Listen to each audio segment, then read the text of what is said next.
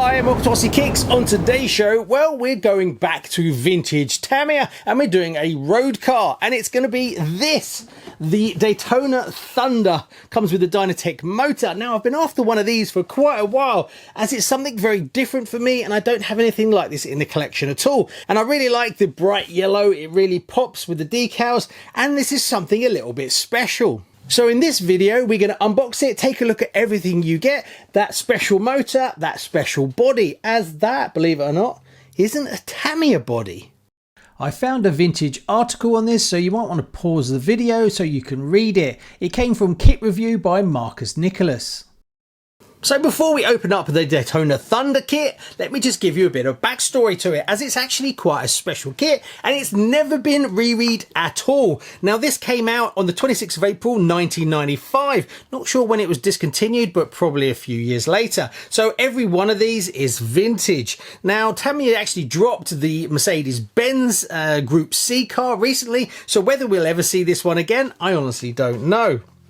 Now, it's also special for two main reasons. The first, and I might be a little bit wrong on this one, it's the only NASCAR that Tamiya ever produced as a 1/10 RC. I did a bit of Googling earlier on and I couldn't find another one, but if I am wrong, comment below, let me know what it was. The second thing that makes this car really special is it comes with the Dynatec motor. That's the 014 motor. Now, I've got some stats on that motor and it is very special. It was the first hop-up that Tamiya ever did, made by Mabuchi. It came out on the 25th of August 1988. It's a 19-turn motor. Also, it only came in two kits, this one, and luckily for me, the Terra Conqueror. So I have both kits that had this motor. Currently, you can pick up this motor separately, but you're looking at paying at least £60 upwards, depending on the quality of it. So this kit is more special than you think. Another thing that makes this kit very special is it's not a Tamiya body. Yeah, for once, Tamiya didn't actually produce the body for this, it came from Parma. So maybe that's part of why Tamiya have never done a NASCAR. It's just something they're not really interested in, and it was kind of some kind of agreement with Parma and they produced the body for this. Unfortunately, it doesn't have any protective film on it, so you've got to make sure that you don't get any overspray on it, so you've got to mask it off. So it adds a little bit more work. Now, this chassis has the red support bars in it, and it's the second version of the Group C that did. There's a few different colours they did. They had the black one, a blue one, and then they did the red. Now, this was the second time it came out. The first one was on the Nissan 300 GTO. The Mercedes Riri that came out recently, that didn't have any colours on it at all. So I think they've just gone back to doing them in black. So I think that pretty much covers everything. So let's open it up and take a look at what you get for your money. Right, the kit, I managed to pick this up off of eBay. I got a reasonable price on it, if I was honest, so I was really chuffed, as I've been keeping an eye out for one of these for a while, but I didn't want to spend an absolute fortune. So the first thing we see is the Parma body, and it is rather large. Little bit thinner than I'd like. The rear duct spoiler, whatever you want to call it, is on the back section there, so you cut it out and then you mount it to the main body. Now, as you can see, there's a big sticker on the top that says that there's no protective film, so you've got to mask it off to make sure you get no overspray. The actual body does have some kind of information about it. It says T-Bird and then it has a part number. Sorry, I've got it upside down there, but you get the idea. Now, one thing that surprised me and is going to make things a little bit more difficult is on the rear arches, there's no markings whatsoever. On the front, they're like what you expect, but on the rear, nothing. I'm guessing that this body can be put onto different chassis, so what they've done is they've left it blank, so you actually cut out the rear arches yourself. So you're going to have to be really careful not to stuff it up. Right, what else do you get? Well, there's a set of rims. The fronts and the rears are different sizes. Then we've got the front arms, I think these are. That's the upper and lower front arms. Then we have the chassis. Now, this car is no off-roader. You need a super smooth tarmac road if you're going to be driving this.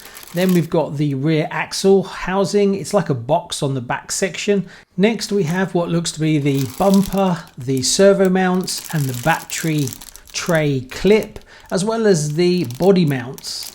Then we have the tubular braces that are in red for this car. Now these are not the easiest to get hold of, and they can be quite expensive, as the re-release car is only in black, and if you're trying to restore one of these, then obviously trying to pick up another set of coloured ones that are the correct ones for your car is not the easiest in the world. And then you get the Tamiya manual, as what you all know and love from the vintage cars. This is obviously a dedicated manual for this kit. It's not a standard chassis manual and then an extra thing. I don't even know if they did that back in the day like they do today. And then we have the Daytona Thunder decals. Now one thing that's really strange about this is apparently this kit was based on a real car that raced in Japan. But I've googled as much as I can and I cannot find an image of the car that this was based on. Now there was lots of NASCARs that used this body back in the 1990s, and there's lots of very famous liveries, but the car that this kit was based on is a bit of a mystery. Right, what else did we get in the kit? We got the classic Tamiya spanner, some bushes, yeah, then we get the FRP chassis plates, that's the top one, and the bottom.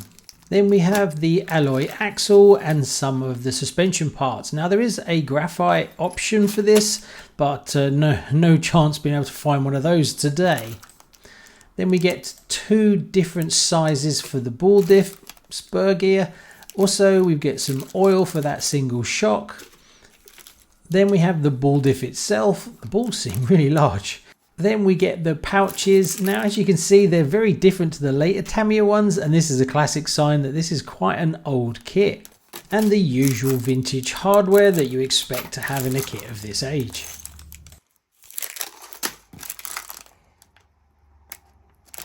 Tamiya did produce some titanium upgrade bolts for this kit as shown on the side of the box. Then we have the dedicated box that holds the motor and the tyres. It's actually quite nice the way that they did it, and obviously dedicated just to this car. Now I managed to get into it with just one hand, as obviously I'm holding the camera as well, and what you're presented with is basically 4 vintage tyres that are looking a little bit drier. I'm not sure if I can get replacements that I could get straight from the Mercedes-Benz re-release. I think they're the same, I'll have to double check. And then we get the new in-box Dynatec kit motor, which is really good to see, as some of these are obviously when they're built they lose this motor as people sell them separately. Being that this is a 19 turn in a very light car, this thing will absolutely fly. Now I currently have the Group C Nissan chassis in my collection and I absolutely adore it. Stunning. This is a shelf queen and the body does take a while to paint up, and you can find full build videos on this on the channel. So there you go, I hope you enjoyed a quick look at what you get inside the Daytona Thunder Vintage Tamiya. In the next episode, we're going to build up all the chassis and paint up that beautiful body, and hopefully get those rear arches cut out properly, as I'm a bit concerned about getting them bang on. And just before you go, just to remind you, don't forget I am raffling off a fully loaded top of the range Durga for a few pounds, few dollars. So if you'd like to win with a chance to win this, I'll put a link in the description, head over there where you have the chance to win this. Also, I'm doing a totally free giveaway for a Armour Gorgon, so if that interests you, I'll put a link in the description. All profits go straight back into the channel so I can bring more content to you, just like this one. Thanks very much, see you on the next one, bye bye.